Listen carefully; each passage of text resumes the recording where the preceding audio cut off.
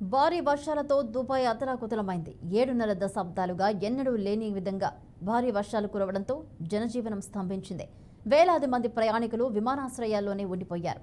ఈ క్రమంలో దుబాయ్లో చిక్కుకున్న భారతీయుల కోసం అక్కడి దౌత్య కార్యాలయం హెల్ప్ లైన్ నెంబర్లను విడుదల చేసింది. విమానాశ్రయంలో చిక్కుకుపోయిన వారి కోసం ప్రయాణికులకు సంబంధించి అన్ని సౌకర్యాలు కల్పించేందుకు అధికారులతో మాట్లాడినట్లు తెలిపింది. అక్కడి పరిస్థితులపై ఎప్పటికప్పుడు సంప్రదింపులు జరుపుతున్నట్లు సమాచారం.